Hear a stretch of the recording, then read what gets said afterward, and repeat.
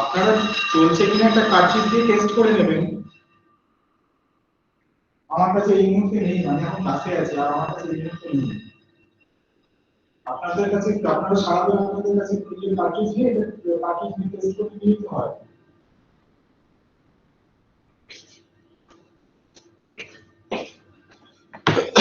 Okay, so let us start today's lecture.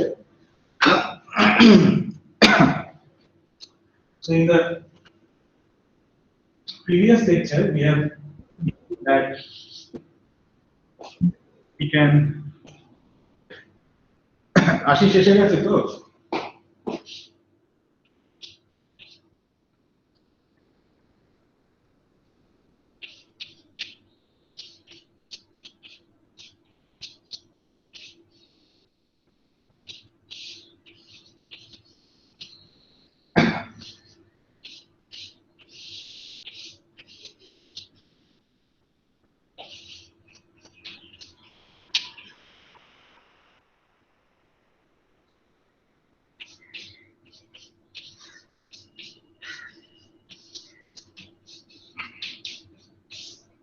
So,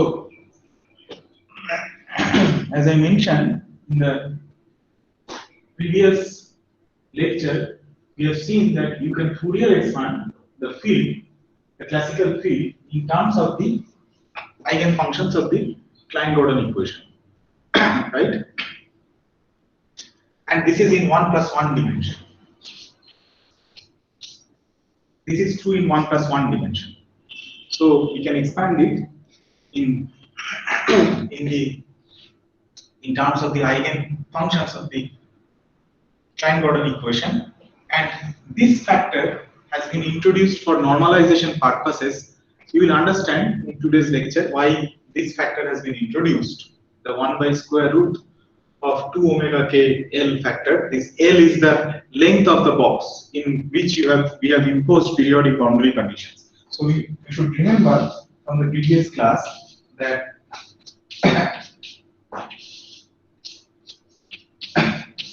this is the periodic boundary. Can you see the board? Is it visible? Yes, sir. Okay. Is the board better than the previous discussions, lectures? Is the visibility better? Yes, sir. A bit. Okay, good. So remember that this Fourier expansion that we have written here actually arises from the fact that you have imposed periodic boundary conditions.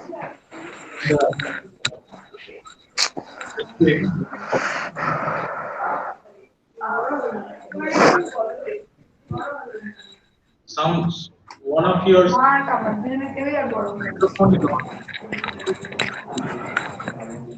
Please mute your microphone.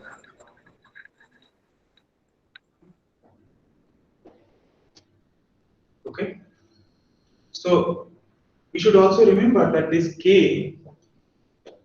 takes discrete values, and that we have seen in the previous class that k is given by n pi by L. So that we have seen. The values that k can take is 2n pi by capital L, where n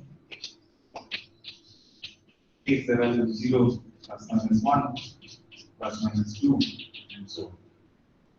Okay? So this summation actually runs for these values of k's, for discrete values of k's. So k can take only a set of discrete values. And you can see that if I take the limit capital L going to infinity, then k will take a continuum of values. K will in general take all possible values, a continuum of values. Now, the important thing that you should remember is about the normalization. This way of writing the Fourier expansion with a summation over k, where k takes discrete values, is called box normalization, because we have imposed periodic boundary conditions at the two ends of the box of length capital L. You can at once generalize this for in 3 plus 1 dimension. In 3 plus 1 dimension, this will become phi.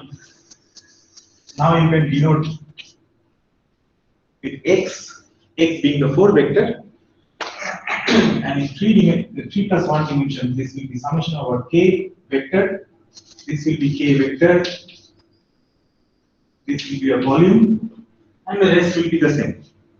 So this also you can just write as a k vector dagger, a k vector, and this is a dagger k vector. So this is in 3 plus 1 dimension. So here what we have done is we have imposed periodic boundary conditions along all the 3 directions, spatial directions of the box. So this is a 3-dimensional box. And this way of doing this thing is called box normalization. So why would we want to do box normalization at all? Otherwise, what will you do? There are only 2 possibilities. See, it is not a question why would you like to do box normalization or not. We have imposed periodic boundary conditions at the two ends. Okay. What we could have done is we could have started from a normalization which is different from box normalization. See, the problem is that e to the power of eigenfunctions are these, right? E to the power of minus ik dot x. And you don't know how to normalize it. If this is the eigenfunction, say psi, or in this case it is phi, how do you normalize it? So there is a normalization problem. With plane waves, you cannot normalize, right? You can normalize, but you can normalize them in a box, or you can normalize it. There is a different normalization, and it is called Dirac delta normalization. So in quantum mechanics, what we usually do is we normalize this thing in a box. Otherwise, you cannot normalize it.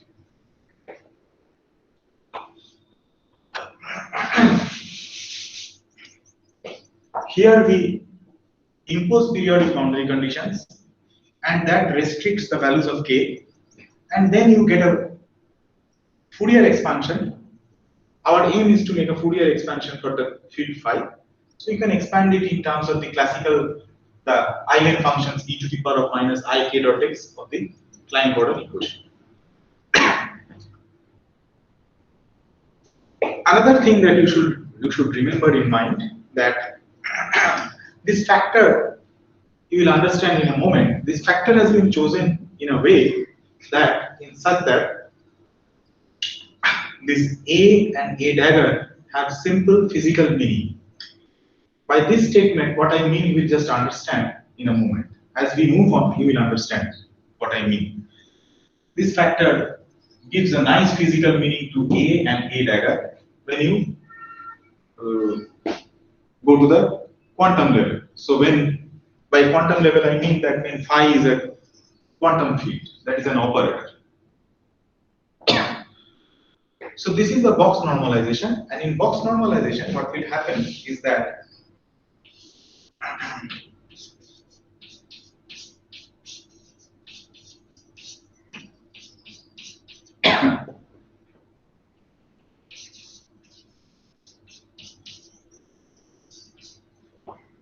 so what do you think this should be?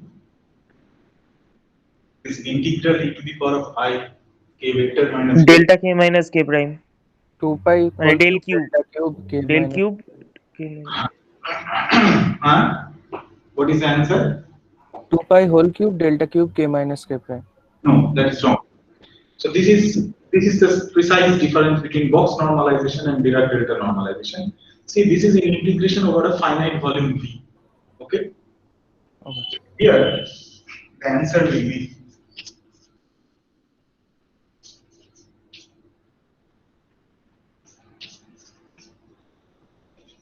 this with a factor of volume V. This is the answer. This is not a Dirac delta function. This is a finite volume, integration over a finite volume. Corresponds to a box normalization. The value of this integral is this. Can that be proven? Yes, sorry? Can that be proven mathematically? You should not ask this question because you should be able to prove it. It is very simple. If I write it, you will feel shy that why did you ask this question in the first place.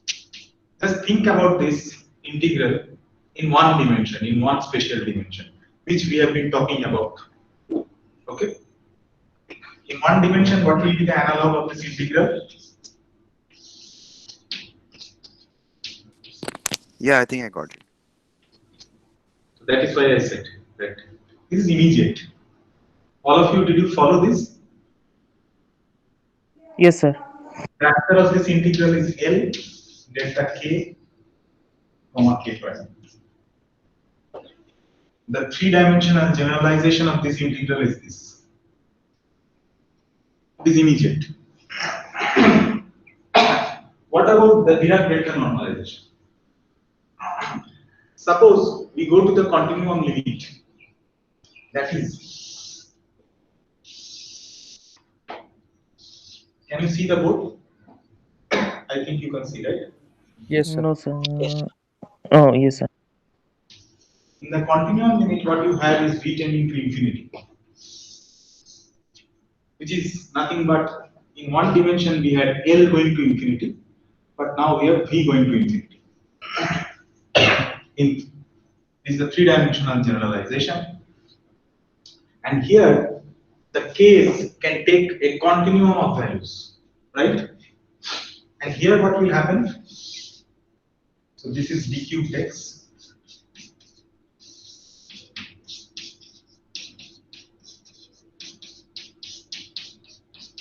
What is the value of this integral integrated over all space?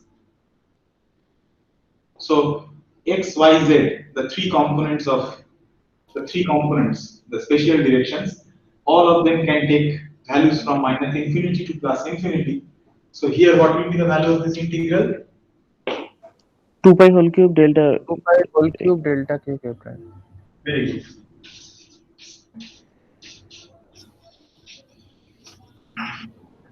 So now you get the Dirac-Delta function. So you see that there is a difference between this thing and this thing. So what is the thumb rule? If I go from the discrete case to the continuum case and vice versa, so V delta K Kronecker delta V times the Kronecker delta gets replaced by 2 pi whole cube times the Dirac-Delta function. This is the thumb rule to go from the discrete case to the continuum case.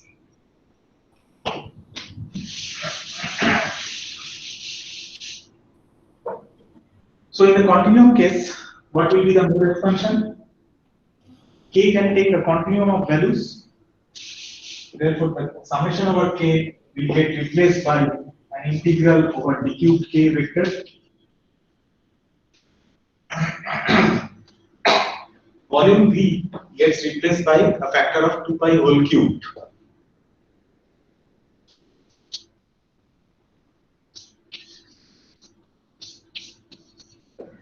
So this is the mode expansion or the Fourier expansion in the continuum case. Is this clear? Another thing, summation over K vector, where K can take a set of discrete values, 1 by volume V, in the V tending to infinite limit, that is in the continuum case, we go to integral d cubed K by 2 pi whole cube. Because the volume V gets associated to 2 pi whole cube factor in the continuum limit. Kronecker delta gets associated to Dirac delta function in the continuum limit. This is called the discrete case. This is called box normalization. This is called Dirac delta normalization.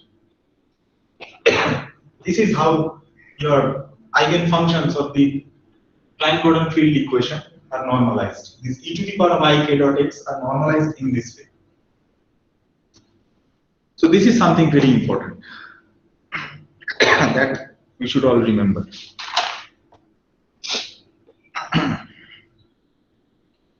Okay. So the way to go from the discrete to the continuum case is B replaced by 2 pi whole cube, and the mode expansion getting replaced by this thing. The discrete mode expansion getting replaced by an integral over k values, and the rest remains like this. Only change is the volume gets replaced by 2 pi whole cube.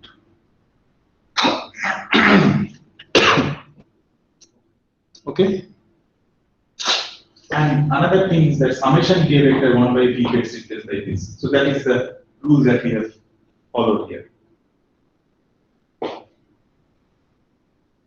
Is this okay? Yes, sir. Okay. Now I am going to this part of the board. You can see, right?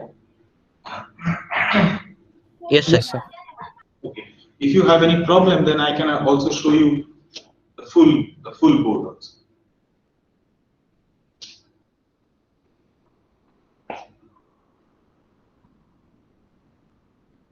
I don't know why is this not working.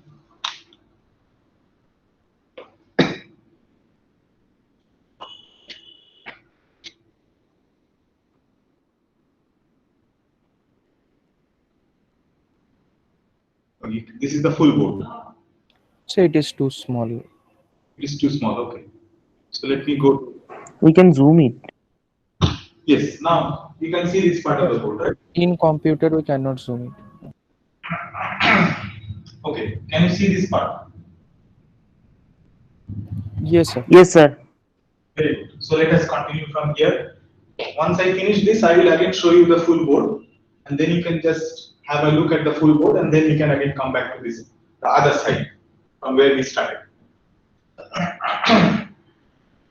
Now, let me introduce a function which is f of k x. Let me define a new function which is f k of x in the following way.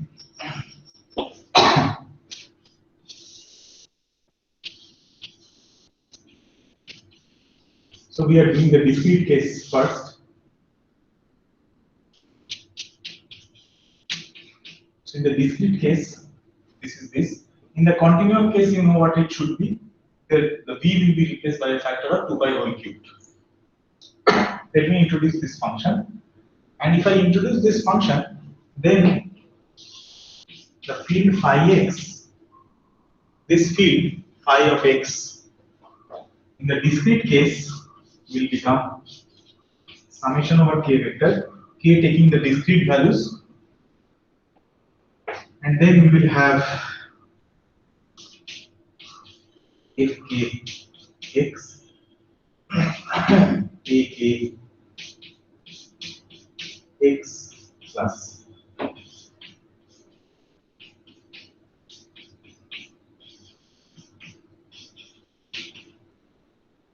sorry, this is not x, ak dagger.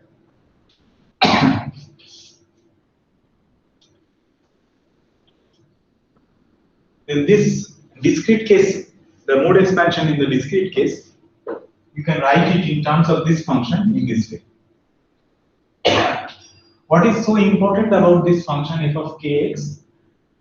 It is important in this respect that if you take fk star x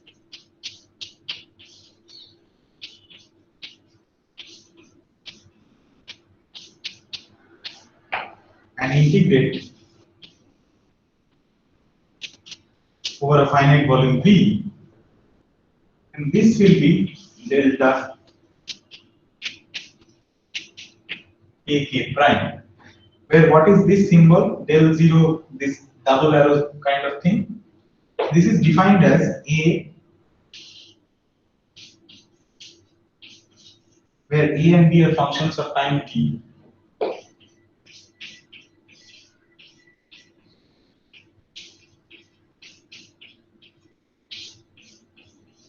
So this is how this double arrow is defined. This thing. And then if you define the double arrow, the derivative in this way, like this is the definition. Then integral over the volume V, finite volume V, fk star x I del naught, this thing fk prime x is equal to Kronecker delta. What will be the continuum analog of this? What do you think should be the continuum analog of this? It's quite simple. The integration will be over the full over all space. This will remain same. This will get replaced by a three-dimensional Dirac delta function. So this thing, if you start with this is the definition of the function. You can actually prove this result. This is simple to prove. Have you done this calculation earlier? Have you proved this earlier?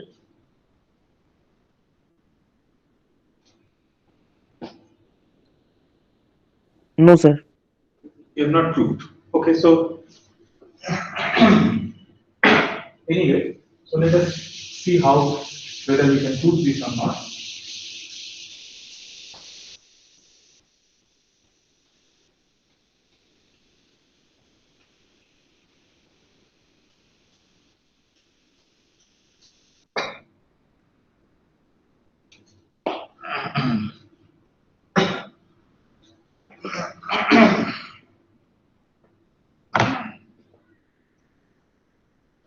So we want to prove that d cubed x vector or d cubed x, we just write it as d cubed x over a finite volume V, and then we have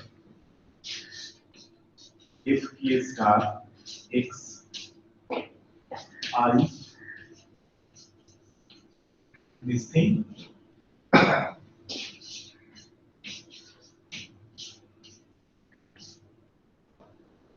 We want to prove that this is a Kronecker delta. Okay. So what we do is we substitute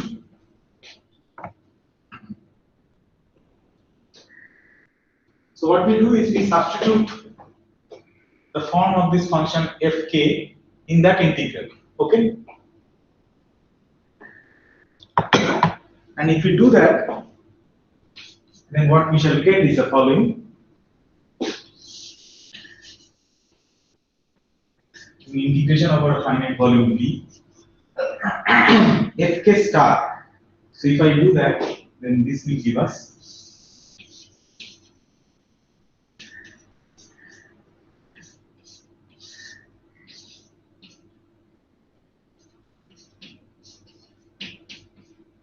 so this is what fk star x is. Then we have I. So this I we can take it outside the integral. Then fk prime. Fk prime is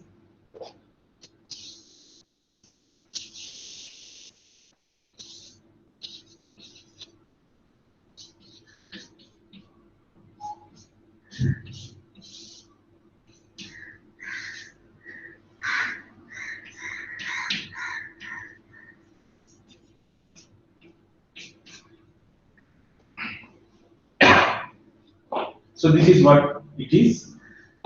Now this is equal to I volume integral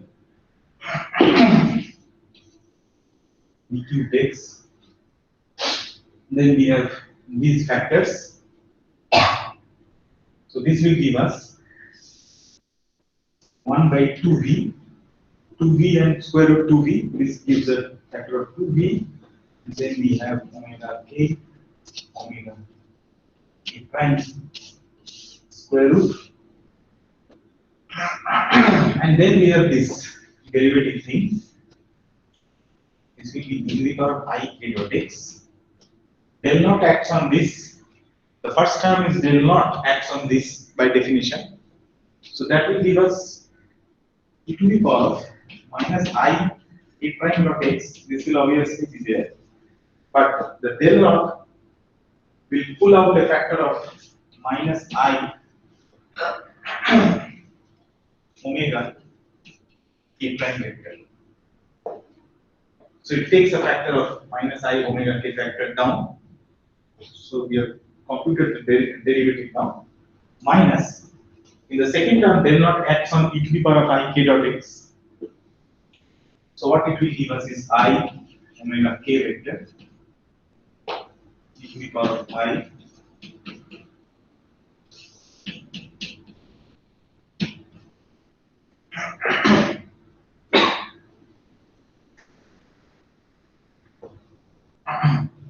Is it okay?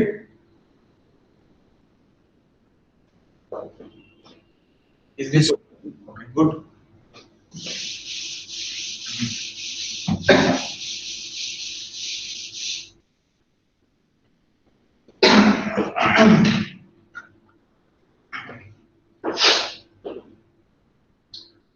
So now you can see that what we have is the following. This is omega k prime, this is omega k. So this is equal to, this integral is equal to I. So from here we can take minus I common. So if I take minus I common, minus I with this I will give you a plus 1. So this goes out. This factor and this factor is again common. So what we have is 1 by 2b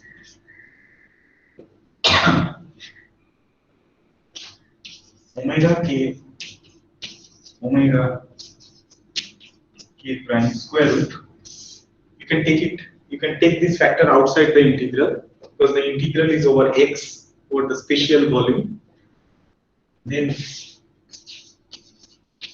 we have this d cubed x and omega k prime, and this will give you omega k. So that also you can take it outside. So this will give me omega k plus omega k prime. So that goes outside.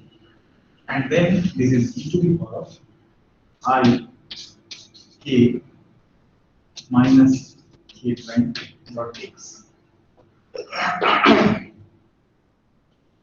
You should be careful about this integral because the integral that I showed you earlier was integration over all of the volume, spatial volume, and these were 3 vectors. But now here we have an integral which is again over the spatial volume, but it involves, the integrand involves 4 vectors. So we should be careful. What this will give us, this integral will give us is the following.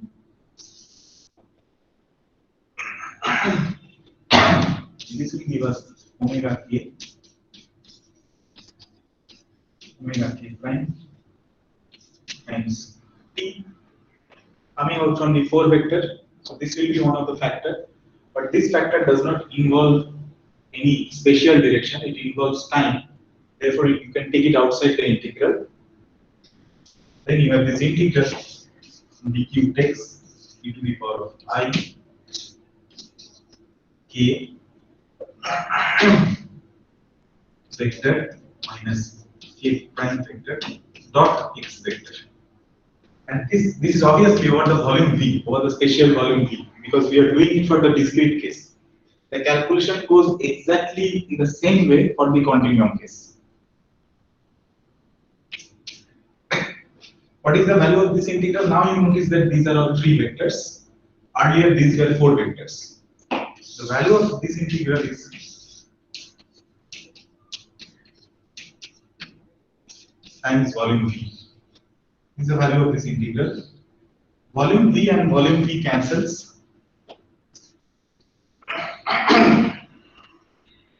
This Kronecker delta contributes only when k vector is equal to k prime vector, and therefore you can put k vector is or k prime vector is equal to k vector in these expressions. So that will give us 2 omega k divided by 2. This is again omega k. K prime can be replaced by k vector because of the presence of the Kronecker delta. So this will be omega k. And when you put k prime equal to k vector, then omega k prime will be equal to omega k. So this factor is 1. Therefore, what we have is case. Okay. So 2 omega k2, everything cancels. So you get simple Kronecker delta. In the continuum case, we'll get the three-dimensional Dirac delta function. Therefore, you can see. Sir, Yes, we are not setting k equals to k prime, right? we are not setting k is equal to k prime, but you can set k is equal to k prime in the expression outside it. You are familiar with using Dirac delta function things, right? Yes, sir. So you And must remember that fx delta x minus a is also equal to fa delta x yeah, minus that a. yeah. So that is the thing that I have carried out in the discrete Okay. case using Kronecker delta. Okay, sir. So whatever you have outside, all the k vector or k prime vector in this expression, you could have also written this here. I've changed k prime to k, but you could have changed k to k prime. Yes. It would give you the same answer. You can keep it like this also, but that would not simplify the result and give you such a nice looking result. Okay, sir.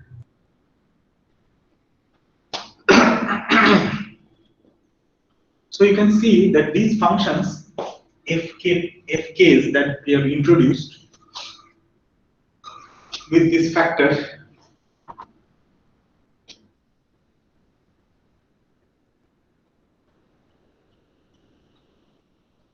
so we have introduced this function fk, which is nothing but e to the power of minus I k dot x, which were already there, times this factor. This function that we have introduced satisfies a nice orthonormality relation like this. This is a very nice relation that these functions satisfy.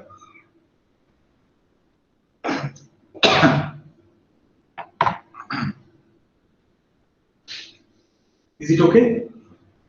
I can actually show you the full board now. Yes, sir. So this is a view of the full board. You can just have a glimpse over the full board. Is it okay? Yes, sir. Good. So today we have some new technology actually. From today this technology has started. Or maybe you have seen this technology in the earlier classes.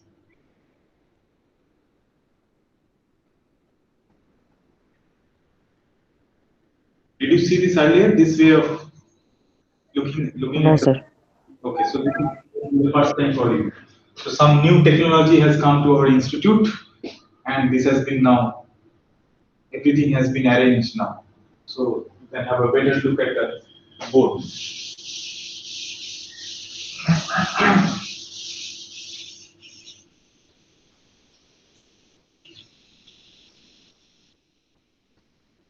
So let me again focus on the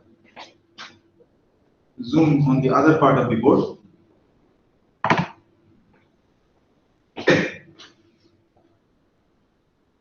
Let us recall what. So I told you that you will in a moment understand the meaning of this factor 1 by 2 omega square root 2 omega k volume v. So let us try to understand the meaning of this factor in a better way.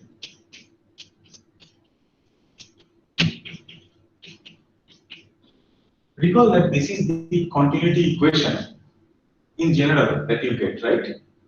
And if you can show that the Klein-Gordon equation also gives rise to such a continuity equation, provided the current density J gets identified by this factor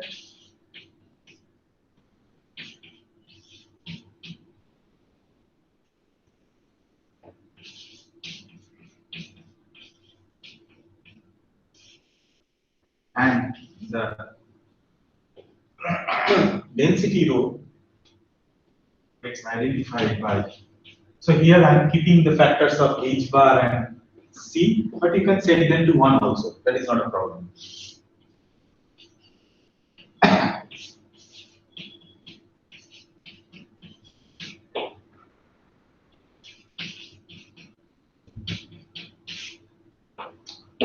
So this is the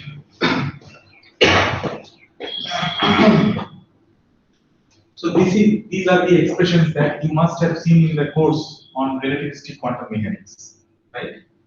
These are the expressions for the current density J vector and the density rho. And this density rho and the current density J vector satisfies this continuity equation. And these are the expressions that you can obtain from the Klein-Gordon equation. Now let us do a very simple thing. Let us integrate this equation over volume.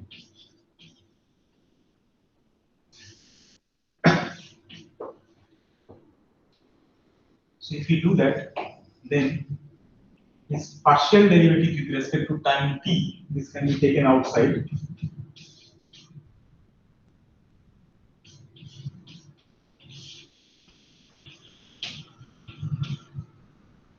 So we'll get rho d cubed x plus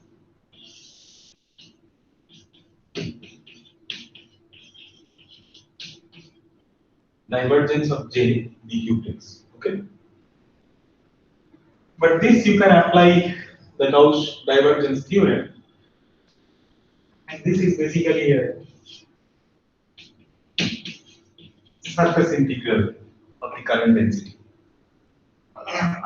Now in the limit, if you take the surface to infinity, then all the fields will go to 0.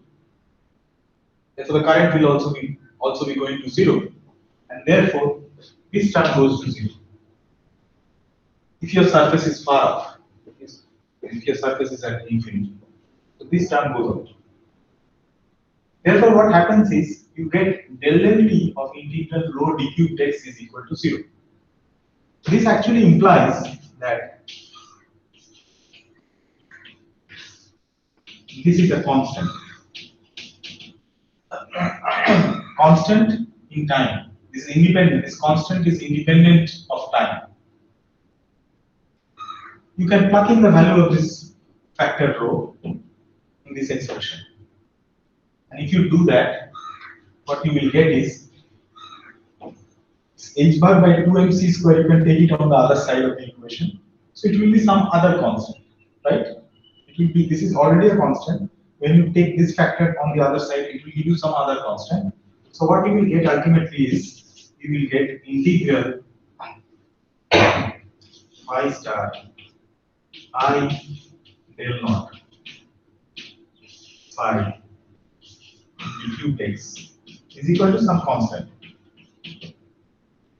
Is this point clear?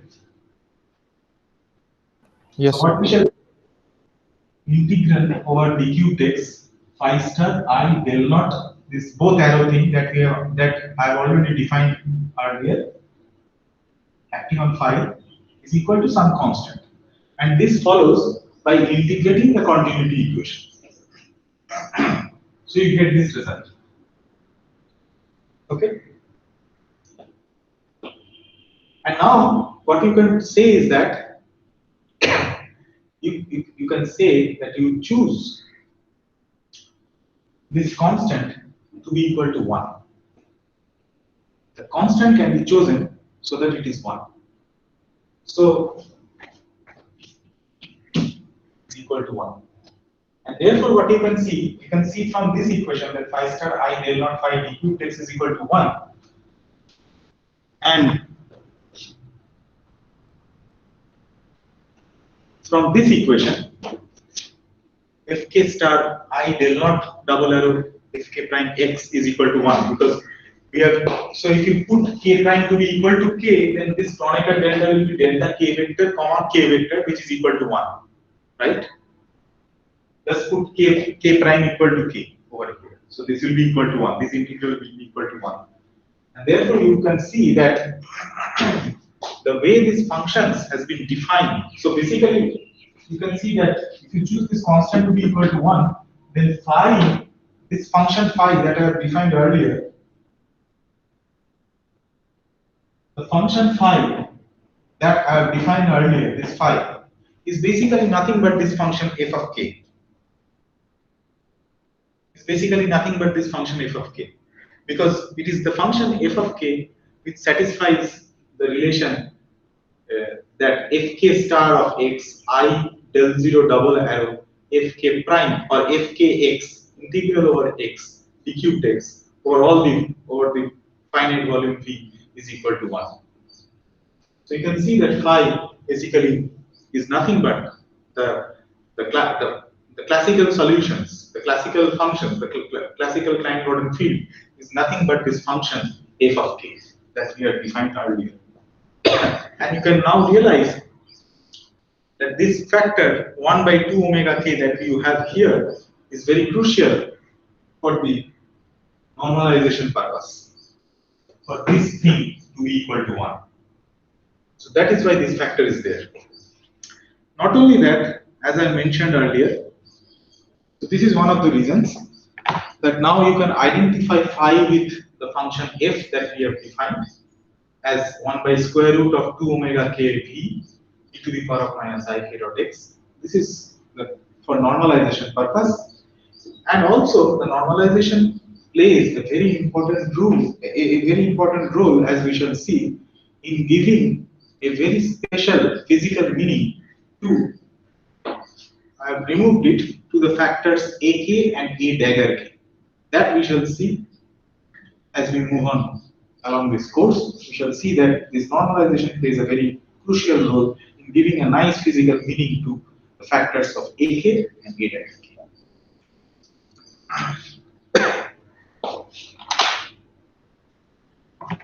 Is this point clear? Are you okay with it? So you can once again see the full Sir. code. Yes. Phi in the discrete case is composed of fk and fk star. I mean, so is it really okay to relate phi with f? Yes, because if you choose this constant to be equal to 1, then you can see this the relation satisfied by phi and f of k are the same. If phi is a solution of the free Klein-Gordon equation, right? Yes. So what is the solution of the free Klein-Gordon equation? E to the power of minus I k dot x. Yes. Yes. But e to the power of minus I k dot x, if you just keep it in this relation, if you just nicely put phi to be equal to e to the power of minus I k dot x here, that will not give you equal to 1. This integral will not be equal to 1. The only way phi this integral will give you 1 if you choose phi to be f of k, where f of k is defined by that factor in front. Then only will get that to be 1. Otherwise not. Okay.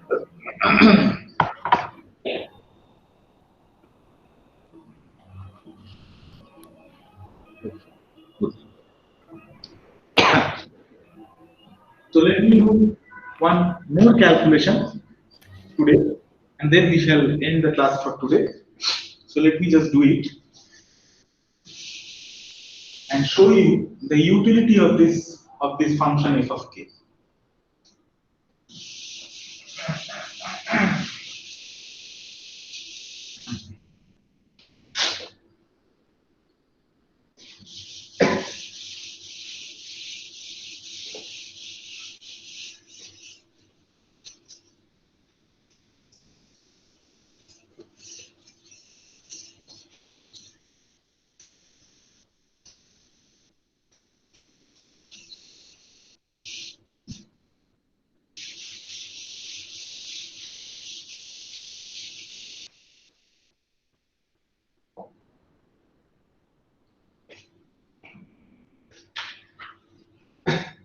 So with this introduction of this function phi of x, I've already mentioned that.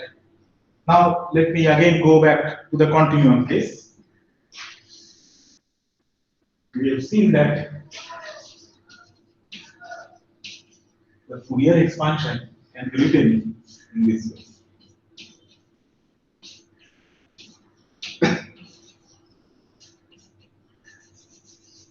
You can write it as a function of k or a suffix k. That is, it is better to write as in the continuum case. It is better to write it as a k. Okay, as a function of k. You can write it in the downstairs also, but it is better to write in the continuum cases like this, a function of k. But in the discrete case, you write it in as a suffix.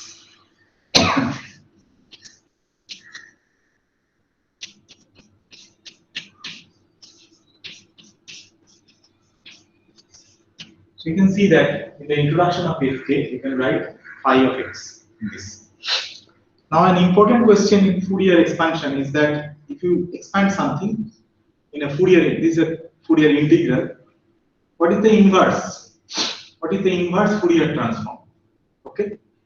So what do I mean by that? What I mean is that what is ak in terms of phi? That is the question that I want to ask. That is simple. You can actually invert this relation, and this inversion we shall now do.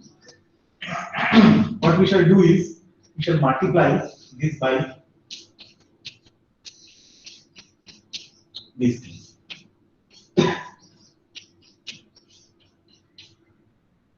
We shall multiply both sides of this equation by I del 0 double arrow fk prime star x,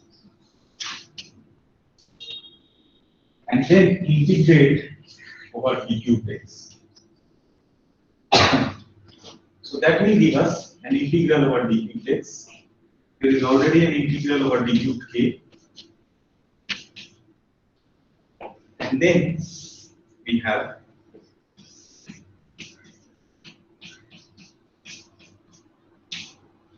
fk prime star x, this,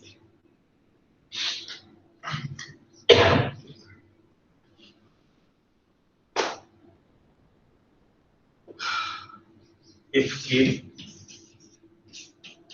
x, you have ak plus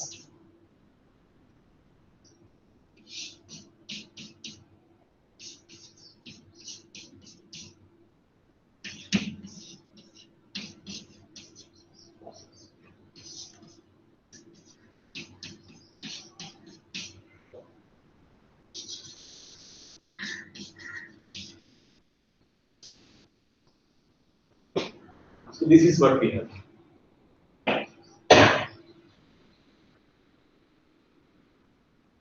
We have already seen that now you can interchange this integral d cubed x and d cubed k. Okay, you can interchange the order of this integration, and you can first perform the x integral. And if you perform the x integral first, then you can actually use the orthonormality relation that we have just now proved. That integral over d cubed x fk prime star x I del 0 double arrow fkx is what? It is a Kronecker delta. For the discrete case, it is a Kronecker delta, and for the continuum case, it is a three-dimensional Dirac delta function. So if you do that, then this part will give you delta 3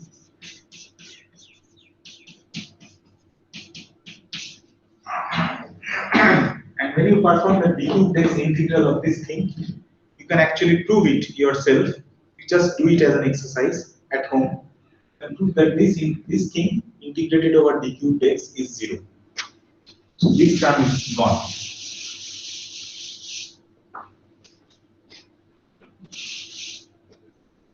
This is a simple Dirac delta function, and therefore this will give you a of k prime. So a of k prime is what? This integral. So that is what the value of a is in terms of the field phi, which is a function of x. So you can now replace the label k prime by k. Therefore, this becomes k. So a of k is basically equal to integral d cubed x fk star x I del 0 double arrow phi of x.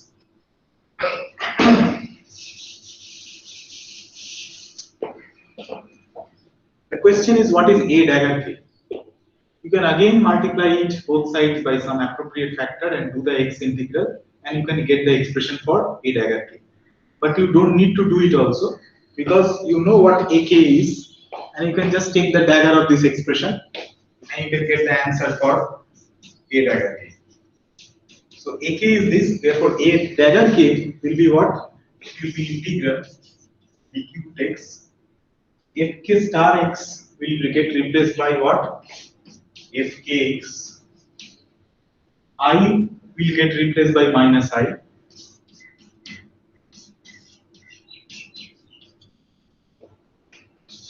And phi will get replaced by phi star x, but phi star by phi dagger x is basically phi of x, because this is a real scalar field. You have this. Now you have a minus sign, and therefore you can write this expression as integral d cubed x I x I.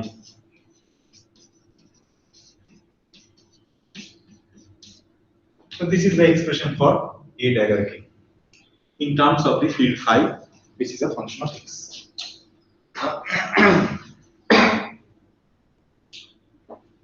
So this is, I think this is a good point to stop here today. We will start from here in the next class. So if you have any questions at this moment, you can ask. You're free to ask if you have any question at this point.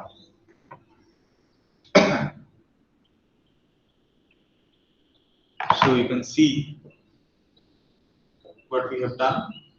So what we have done is we have written down in the continuum case the Fourier expansion for the field phi, and then we have tried to find an expression of A in terms of phi. And for that, what we have used is we have used the orthonormality relation involving the functions f of k, fk function of x. So if you use that orthonormality relation, then you will get ak to be equal to this integral. And therefore, from this expression, you can immediately write down what a dagger k is. A dagger k is this expression. So what we have done today is we have obtained the inverse Fourier transforms also. So do you have any question?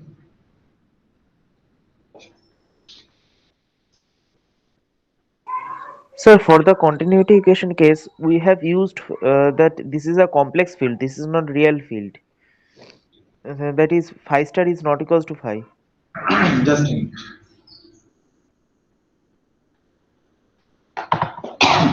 Yes, please move on. So I was saying that here we use that phi star is not equals to phi. I mean, this is a complex field. Yes. So sir, we started with a real field. That's why we could use that a is equal to a star or a dagger. That part, those constants are not different. But here we are using it is complex, and again we are saying it is real. So it's a bit. Is this Jayashi? Yes, sir. Okay, good. It is good that you have asked this question. You should not confuse one thing. See, this is the field phi. Okay.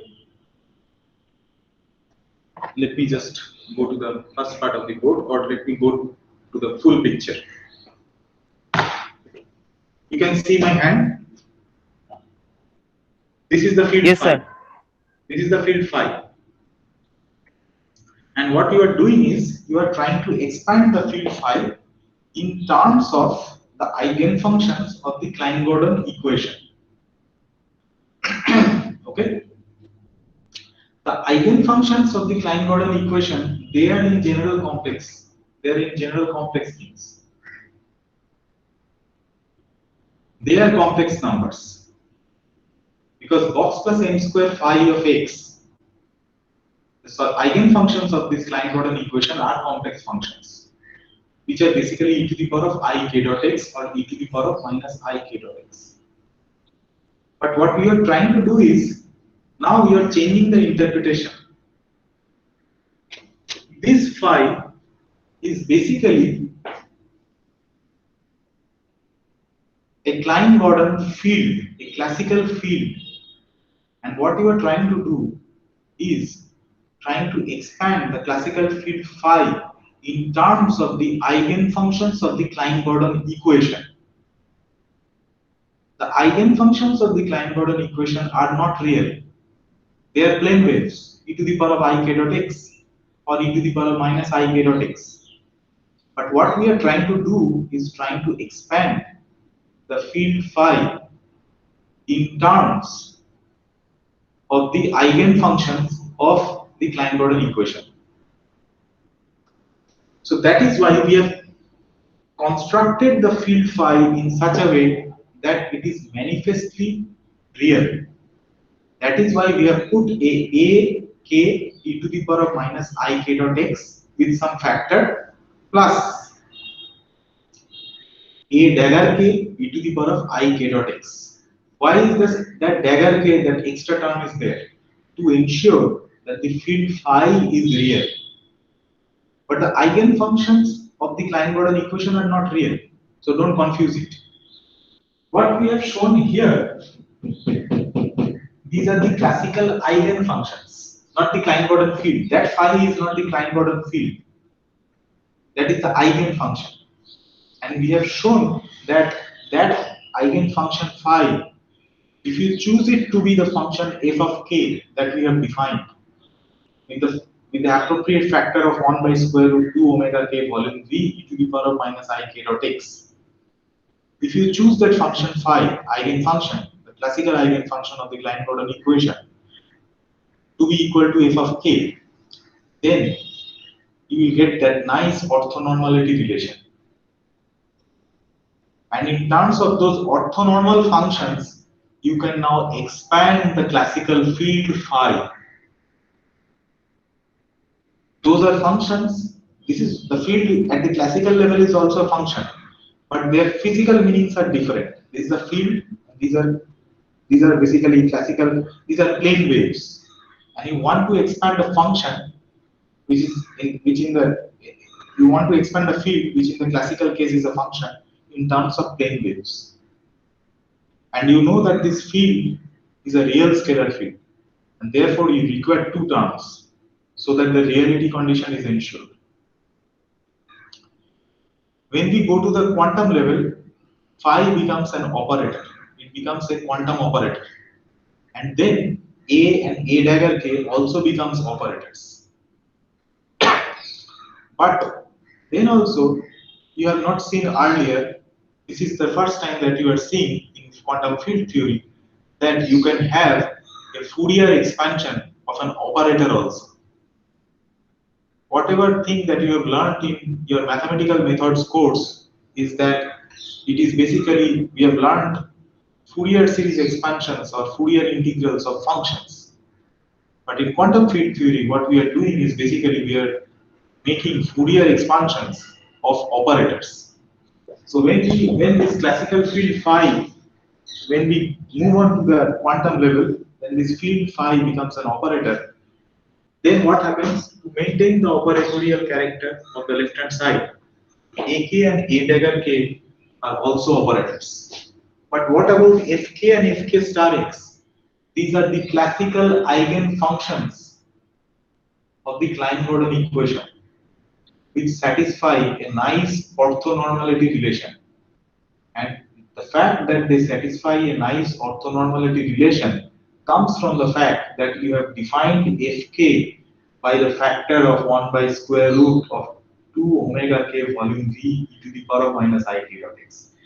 Had you defined it only by e to the power of minus a k dot x, then Fk of x wouldn't satisfy a nice orthonormality relation. And what would it mean? What you could have just written ak e to the power of minus I k dot x, integral over d cubed k. But then the result of that definition would be the following: ak and a dagger k will not have nice physical meaning, simple physical meaning. Once you define the eigenfunctions by the appropriate normalizing factor, such that these eigenfunctions satisfy a nice orthonormality relation, then we will find that in the quantum case, in the quantum field theory, when we do quantum field theory, these AK and A dagger K are operators. these things will have nice physical meaning. I hope now this answers your question.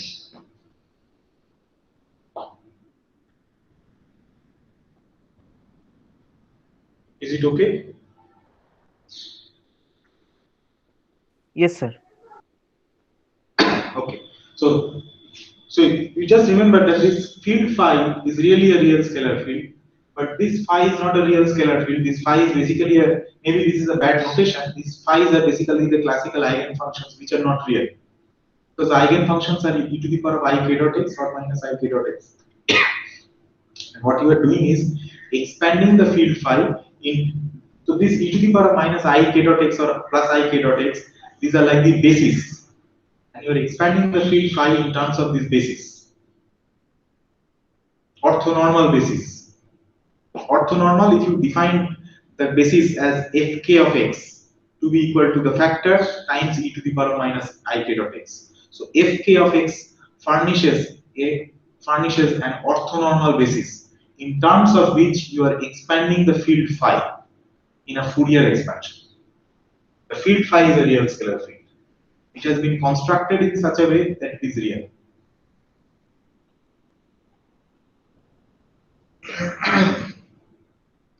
So if there are no more questions for today, then we can stop here. Okay?